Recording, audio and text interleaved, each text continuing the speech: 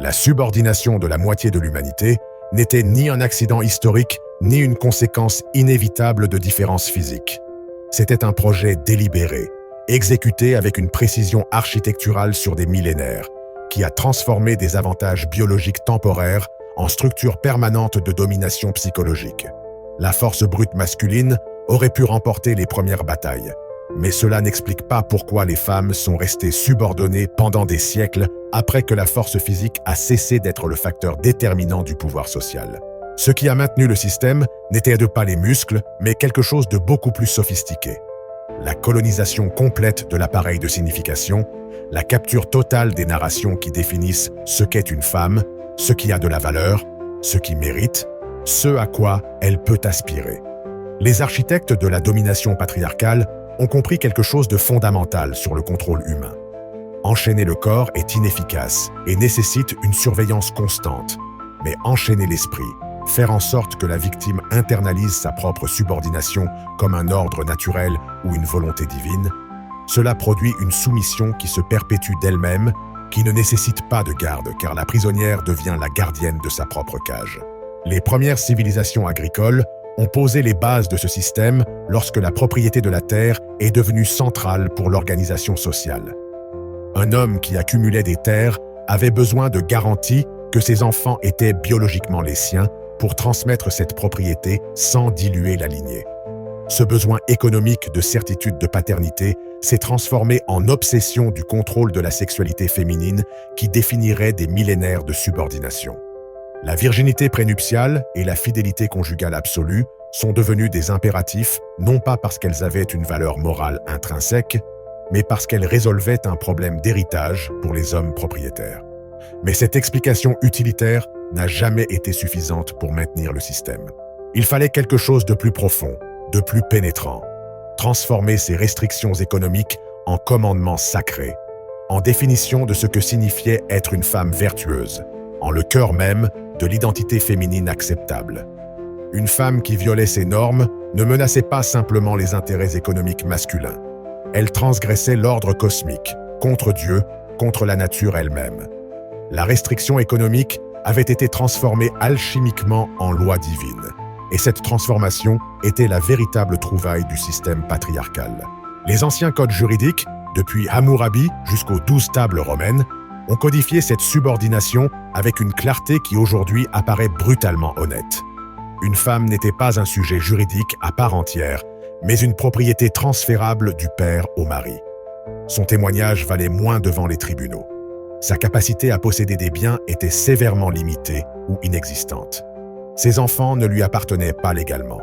Si elle était violée, le crime n'était pas contre elle, mais contre l'homme qui la possédait, son père ou son mari, dont la propriété avait été endommagée. Cette franchise juridique sur la condition d'objet de la femme est presque rafraîchissante comparée aux fictions élaborées ultérieurement, qui prétendaient que la subordination était pour le propre bien de la femme, qu'il s'agissait d'une protection bienveillante plutôt que d'une domination. Les anciens étaient au moins honnêtes. Les femmes étaient des ressources précieuses à contrôler, comme du bétail ou de la terre, et les lois reflétaient cette réalité sans ornement romantique. Mais seules, les lois n'auraient jamais été suffisantes pour maintenir une soumission aussi complète. Il fallait quelque chose de plus insidieux, la construction d'une féminité qui internalise la soumission comme la vertu suprême. Les anciennes religions remplissaient cette fonction avec une efficacité extraordinaire.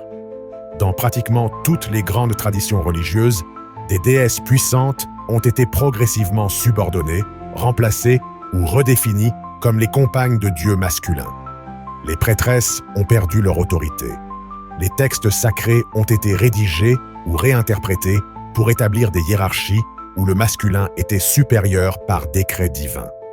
Ève créée à partir de la côte d'Adam, Pandore comme punition pour l'humanité, d'innombrables récits mythiques établissant la femme comme dérivée de l'homme, inférieure à l'homme, source de tentation et de chaos, devant être contrôlée par la sagesse masculine. Ce n'étaient pas simplement des histoires, c'était une technologie de contrôle qui opérait au niveau le plus profond de la psyché, établissant dès la plus tendre enfance que l'ordre correct de l'univers était celui où les hommes commandent et les femmes obéissent. Cette éducation à la subordination commençait au moment où une fille pouvait comprendre le langage. On lui enseignait que sa valeur ne résidait pas dans ses capacités ou son intellect, mais dans sa chasteté, sa modestie, son obéissance. Pendant que ses frères apprenaient à lire, à calculer, à gérer des propriétés, elle apprenait à filer, à coudre, à cuisiner, à gérer un foyer. Ces compétences n'étaient pas inutiles, mais elles étaient délibérément limitées au domaine domestique, conçues pour la préparer à son seul rôle social légitime: épouse et mère sous l'autorité masculine. Toute inclination vers un apprentissage plus large était découragée, parfois activement punie. Une femme instruite était dangereuse parce que l'éducation impliquait l'accès à la connaissance, et la connaissance impliquait la capacité de remettre en question, d'imaginer des alternatives, de reconnaître que l'ordre social qui la subordonnait n'était pas inévitable, mais construit. Les gardiens du patriarcat comprenaient instinctivement que maintenir les femmes dans l'ignorance était crucial pour les garder soumises. Une femme qui n'avait jamais vu d'alternatives à sa condition, qui n'avait jamais été exposée à des idées d'égalité ou d'autonomie, accepterait sa subordination comme étant simplement ainsi, comme la gravité ou les saisons, comme des faits naturels immuables plutôt que des décisions sociales qui bénéficiaient à la moitié de la population au détriment de l'autre moitié. Le mariage dans les sociétés anciennes était le mécanisme central de contrôle, l'institution où la subordination féminine se renouvelait quotidiennement. Ce n'était pas une union d'égaux, mais un transfert de propriété, un contrat entre le père qui cédait le contrôle de sa fille et le mari qui l'acquérait. La femme elle-même n'avait souvent pas voix au chapitre dans la transaction. Elle était mariée à celui que son père considérait comme le plus avantageux économiquement ou politiquement, ses préférences ou sentiments étant insignifiants. Et une fois mariée, son existence légale se fusionnait avec celle de son mari dans la majorité des sociétés anciennes. Elle ne pouvait pas posséder de propriétés séparées, signer des contrats, témoigner indépendamment. Une soumission sexuelle absolue était attendue. Le mari avait le droit légal de la punir physiquement dans certaines limites. Ses enfants lui appartenaient légalement.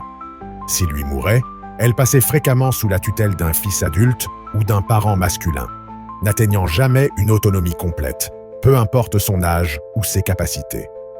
Ce système transformait toute la vie adulte d'une femme en une soumission perpétuelle à une autorité masculine, créant une réalité où l'autonomie féminine était littéralement inconcevable dans les structures légales et sociales existantes.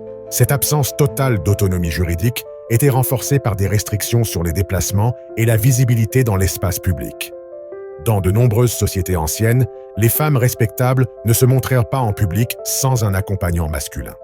Dans certaines, elles étaient physiquement séparées dans des sections distinctes des maisons, le gynécée grec ou le harem perse, où elles passaient leur vie presque entièrement isolées du monde extérieur. Lorsqu'elles apparaissaient en public, elles devaient être voilées ou autrement couvertes, leur corps étant déclaré à la fois comme propriété masculine précieuse à protéger des regards extérieurs et comme une source dangereuse de tentation à contenir. Cette réclusion n'était pas une protection bienveillante, c'était un contrôle par isolement.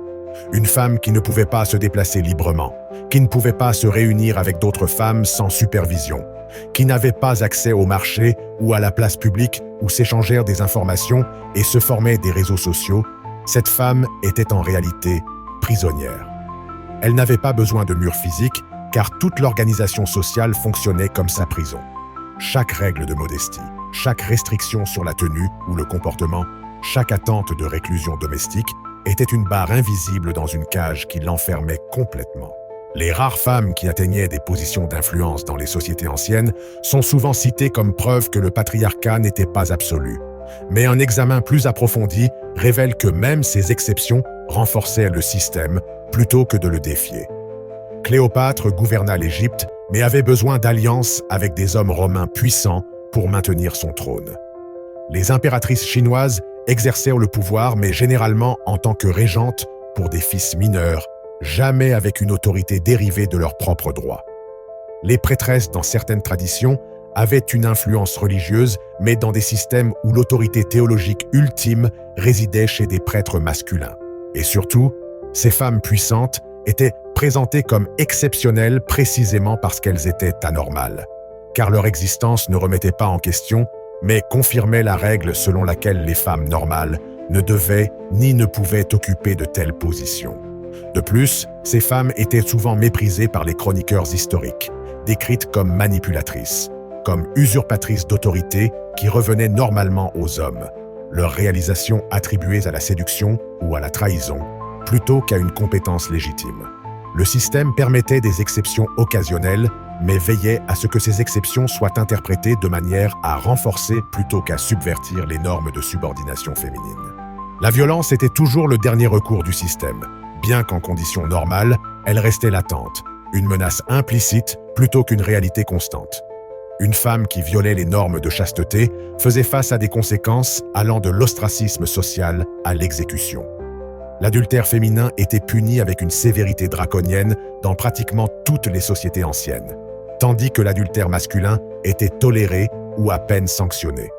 Une femme accusée de sorcellerie, de prostitution ou simplement de comportements inappropriément indépendants pouvait être lynchée par des foules agissant comme des bras non officiels de l'ordre patriarcal.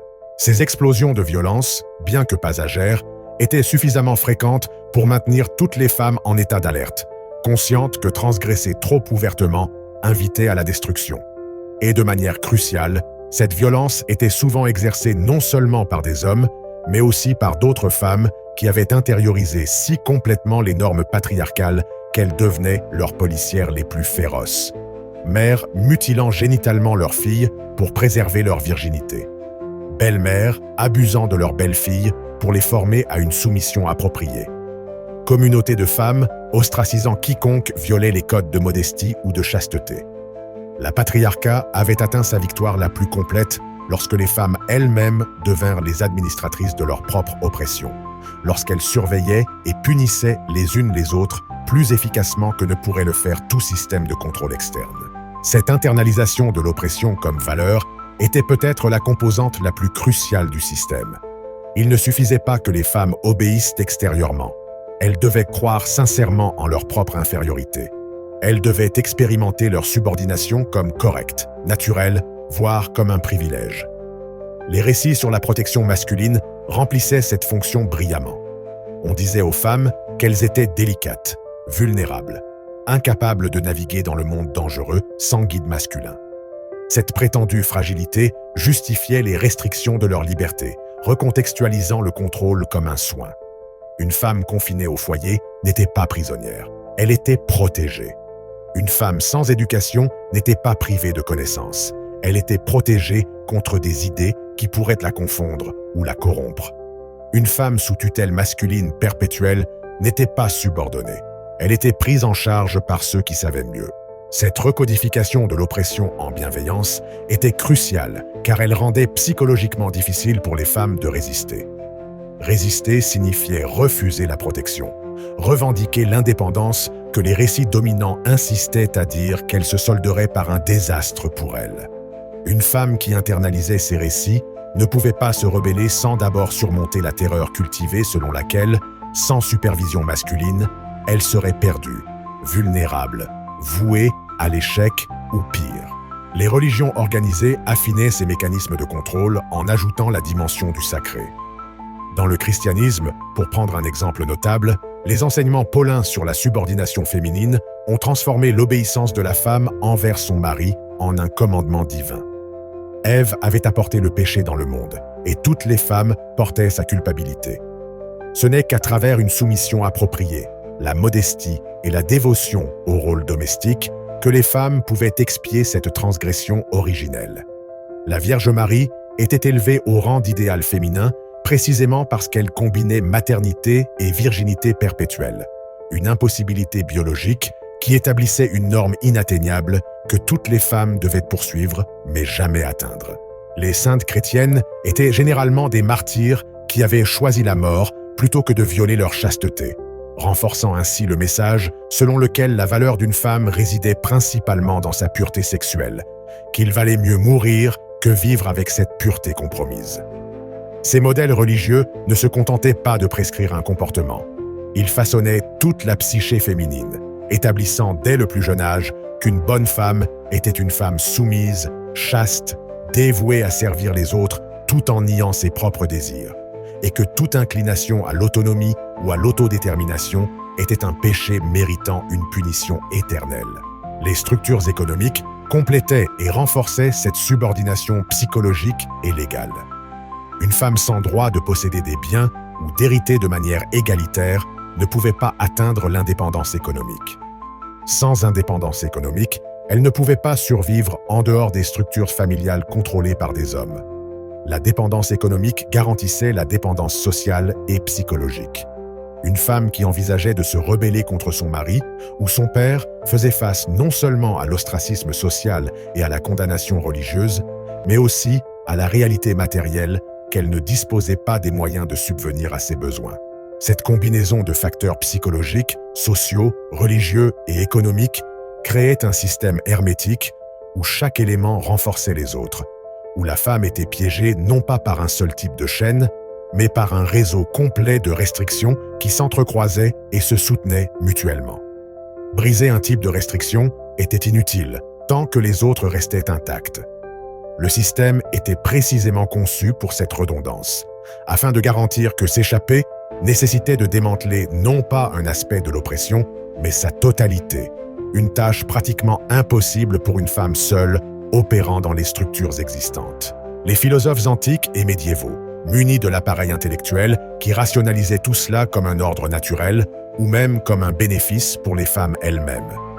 Aristote soutenait que les femmes étaient des hommes incomplets, biologiquement défectueux, dont la rationalité inférieure justifiait leur subordination aux hommes dont les facultés supérieures les qualifiaient pour gouverner.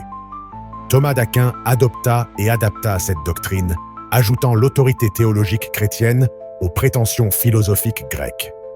Confucius établissait des hiérarchies où l'épouse devait obéissance à l'époux, la fille au père, la veuve au fils. Ceux-ci n'étaient pas des marginaux excentriques, mais des penseurs centraux dont les idées formaient les fondements intellectuels de civilisations entières. Leur philosophie ne se contentait pas de décrire la subordination féminine, mais la prescrivait, la justifiait, la transformait de coutumes sociales en nécessité logique ou en commandement divin. Et parce que ces hommes étaient vénérés comme de grands sages, leurs déclarations sur l'infériorité féminine prenaient la valeur de vérité révélée, devenant des axiomes qui ne nécessitaient pas de démonstration car émanant d'autorité incontestable. Cette autorité intellectuelle masculine se perpétuait elle-même par l'exclusion des femmes de l'éducation formelle. Une femme non instruite ne pouvait pas produire des contre-arguments philosophiques sophistiqués aux doctrines qui justifiaient sa subordination. Elle ne pouvait pas rédiger de traités défiant Aristote ou Paul. Elle n'avait pas accès aux institutions éducatives où se développaient et se raffinaient les connaissances. Les rares femmes qui parvenaient à s'instruire malgré ces obstacles, telles qu'Hypatie ou Hildegarde de Bingen, étaient des exceptions si extraordinaires qu'elles confirmaient la règle selon laquelle la sagesse et l'autorité intellectuelle étaient des domaines masculins. Et ces femmes exceptionnelles payaient souvent un prix élevé pour leur transgression des normes de genre. Hypatie fut assassinée par une foule chrétienne. D'autres étaient forcées de dissimuler leur identité ou de publier sous des noms masculins. Le message était clair. Les femmes qui aspiraient à une participation intellectuelle n'étaient pas seulement inappropriées, mais dangereuses, une menace à l'ordre établi qui devait être réduite au silence par tous les moyens nécessaires. Les rares sociétés anciennes, qui accordaient aux femmes des degrés relativement élevés de liberté, sont instructives, car elles révèlent que la subordination extrême n'était pas inévitable, mais choisie, que des organisations sociales alternatives étaient possibles. À Sparte, les femmes avaient plus de liberté physique et légale qu'à Athènes. Elles pouvaient posséder des biens, gérer des domaines pendant que les hommes étaient en campagne militaire, participer à l'athlétisme. Mais même là, les femmes restaient subordonnées dans des hiérarchies de pouvoir politique et militaire, et la liberté relative spartiate était exceptionnelle précisément parce qu'elle démontrait que la subordination athénienne n'était ni universelle ni nécessaire. Parmi certains peuples germaniques et celtes avant la romanisation, les femmes pouvaient occasionnellement être guerrières ou chefs tribaux. Boudica a mené une révolte britannique contre Rome. Les femmes nordiques pouvaient hériter et gérer des propriétés. Mais ces cas étaient minoritaires et ont finalement été effacés par l'expansion de systèmes patriarcaux plus rigides, d'abord depuis Rome, puis à partir du christianisme. L'histoire de la subordination féminine est en partie l'histoire de la façon dont des systèmes plus restrictifs ont conquis et remplacé des systèmes plus égalitaires, de la manière dont le patriarcat a réussi à concurrencer partiellement parce que des sociétés qui subordonnaient davantage les femmes pouvaient mobiliser plus efficacement des ressources masculines pour la guerre et la conquête. Cette dynamique compétitive entre sociétés aide à expliquer pourquoi le patriarcat est devenu si universel, mais ne le rend pas inévitable ni naturel. C'était une stratégie particulière qui a émergé dans des conditions historiques spécifiques, renforcée par un feedback positif où des sociétés patriarcales conquéraient des voisins moins patriarcaux, et qui s'est finalement naturalisée au point de devenir invisible, perçue non comme un système construit, mais comme un reflet de réalité biologique immuable. Cette naturalisation représentait la victoire finale du système, le point où il cessait de nécessiter une justification externe parce qu'il s'était fusionné avec les catégories fondamentales par lesquelles les individus comprenaient la réalité. Se demander pourquoi les femmes étaient subordonnées semblait aussi absurde que de demander pourquoi le ciel était bleu. Ce n'était pas une décision sociale, mais un fait naturel. Et cette perception de naturalité rendait la résistance non seulement difficile, mais presque conceptuellement impossible pour la majorité des personnes totalement immergées dans le système. Cependant, malgré toute cette machinerie élaborée de contrôle, elle n'a jamais réussi complètement à éliminer la résistance féminine. Tout au long de l'histoire ancienne et médiévale, il existe des traces fragmentaires de femmes qui rejetaient les rôles prescrits, qui cherchaient une éducation interdite, qui défiaient l'autorité masculine, qui trouvaient des fissures dans le système où elles pouvaient exercer un certain degré d'autonomie. Ces résistances étaient typiquement individuelles, souvent écrasées, rarement enregistrées dans des histoires officielles écrites par des hommes. Mais leur existence même révèle que le conditionnement n'a jamais été totalitaire, qu'un noyau d'autonomie personnelle persistait même dans les conditions les plus oppressives, que la capacité humaine à reconnaître l'injustice et à aspirer à la liberté ne pouvait être complètement éradiquée, peu importe la complexité des systèmes conçus pour la réprimer. Ces résistances individuelles changeaient rarement de grands systèmes, mais maintenaient vivante la possibilité d'une alternative, transmettaient, à travers les générations, l'idée dangereuse que les choses pouvaient être différentes, semaient des graines qui, éventuellement, sous des conditions historiques modifiées, germerait en mouvement collectif de résistance. Les mécanismes par lesquels la subordination féminine était maintenue dans les sociétés anciennes ne sont pas de simples artefacts historiques intéressants. Ce sont des modèles qui informent, souvent de manière invisible, les structures de pouvoir de genre contemporaines. Les récits sur la protection de la femme qui justifient les restrictions de liberté, l'association de la valeur féminine avec la chasteté et la modestie, l'attente que les femmes soient principalement définies par des rôles d'épouse et de mère, le traitement de l'espace public comme domaine masculin et du foyer comme sphère féminine, la surveillance sociale du comportement féminin par d'autres femmes, tous ces schémas ont des racines anciennes profondes et continuent d'opérer, bien que sous des formes modifiées dans de nombreuses sociétés contemporaines. Reconnaître les origines historiques de ces schémas n'est pas un exercice académique, c'est un démasquage de la façon dont des constructions sociales anciennes continuent de façonner des réalités présentes, comment des décisions prises il y a des millénaires, pour des raisons qui ne s'appliquent plus, continuent de restreindre des vies aujourd'hui parce qu'elles ont été naturalisées à tel point qu'elles deviennent invisibles. La question cruciale n'est pas simplement de savoir comment la subordination féminine fonctionnait dans l'Antiquité, mais comment ces mécanismes psychologiques continuent d'opérer là où les structures légales ont changé, mais où les schémas de conditionnement persistent. Combien de femmes aujourd'hui internalisent des attentes concernant leur comportement, leur apparence, leurs aspirations, qui sont des échos directs de systèmes conçus il y a des millénaires pour les maintenir subordonnées? Combien de femmes surveillent et jugent d'autres femmes en utilisant des normes qui ont été initialement imposées pour le bénéfice des structures de pouvoir patriarcales? Combien de décisions qui semblent personnelles et libres sont en réalité des choix faits dans des contextes si saturés de messages ancestraux sur ce que signifie être une femme de manière appropriée que les véritables alternatives n'apparaissent jamais à l'horizon des possibilités considérables?